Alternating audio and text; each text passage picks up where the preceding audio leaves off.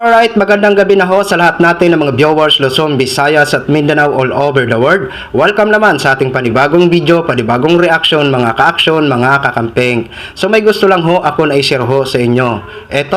Ito na ba ang sinyales? So alam naman po natin, si Senator Kiko Pangilinan, nagbisita ito kay Mayor Leni Robredo doon sa Naga City Hall, na kung saan pinag-usapan nila ang implementation ng Sagip Saka Act. So kung hindi ako nagkakamali, itong Sagip Saka Act ay isang batas na kung saan kumbaga direkta na bumili sa magsasaka at mangingisda na hindi na kailangan ang public building. So, maganda po ito mga ka-action, mga kakamping. So, alam naman po natin, no, na si Senator Kiko Pangilinan ay isa sa mga nanawagan, no, na kung kinakailangan na kumbinsihin ito si dating Vice President Leni Robredo, ngayon Mayor ng Naga City, na muling tumakbo, no? Kukumbinsihin. Isa siya sa magkukumbinsi kay Mayor Leni na tumakbo muli or mabigyan tayo ng pangalawang chance sa darating na presidential election sa 2028, no? So, kaabang-abang ho ito mga ka-action, mga kakampeng. Hindi natin alam kung ano po talaga ang kanilang pinag-usapan after ng pinag-usapan nila regarding sa Sagip Saka Act, no? Malay natin. Kasi isa nga ito si Senator Kiko na nanawagan na isa siya sa magkukumbinsi dito kay Mayor Leni Robredo. So ngayon dito mga ka-action, may short clips lang dito. Ito yung kaabang-abang, no? Ito yung kaabang-abang na natin na mga supporters, no? Dito kay Mayor Leni Robredo. Kasi ito po ang naging sagot niya. Panoorin po muna natin itong clips video. Maraming updates, pero may in-update ka daw sa akin for the national politics. Sabi ko maraming updates. Pero maaga pa. Ayun, okay. Ayon sa kay Mayor Leni Robredo, may mga update daw, no, na regarding sa national, pero ayon sa kanya, maaga pa daw. So ang tanong natin, ito na ba ang magiging sinyales?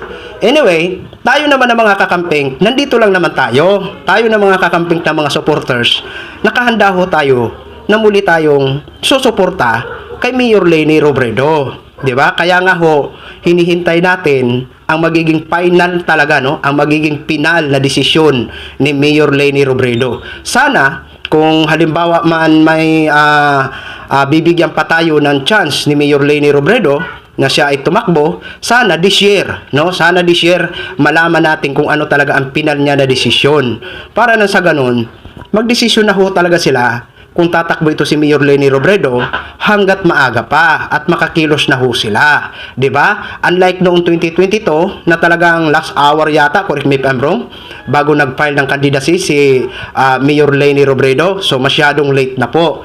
Pero kung ito si Mayor Leni Robredo may balak talaga na tumakbo muli, sana ito lang hiling natin kay Mayor Leni Robredo, sana this year, no, mag-final decision na po siya, kasi nandito lang naman tayo na mga kakamping na always nakahanda para suportahan siya, 'di ba? Para ikampanya siya, 'di ba? Kasi mga ka-action, mga kakamping, ang nakikita ko talaga dito, in my own opinion, kanya-kanya lang ho tayong opinion. Ito sa akin lang to opinion. Nakikita ko talaga kay Mayor Leni Robredo, talagang malaki ang chance, no? Malaki ang chance na mananalo ho ito sa pagka-presidente. Ngayon, halimbawa, may second option halimbawa, no? Kung hindi man tatakbo si Mayor Leni Robredo, no? Andyan, nakikita ko diyan pangalawang option diyan na posibilidad, no? Posibleng manalo, no? Ito si Bam Aquino, 'di ba? Bam Aquino. Siya na kung magpili ng vice, kung sino ang magiging vice niya, kung si Senadora Risa Hontiveros, okay naman. Basta, dyan lang ang dalawang option ko dyan. Yan ang dalawa na pwedeng manalo. Lalong-lalo na ito, si dating Mayor Leni, si dating Vice President Leni Robredo, ngayon Mayor ng Naga City. Yan po, nakikita ko dyan, opinion ko lang po. Sana, no? Sana itong naging sagot niya, na maaga pa, no? Pero sana naman, Mayor Leni, no?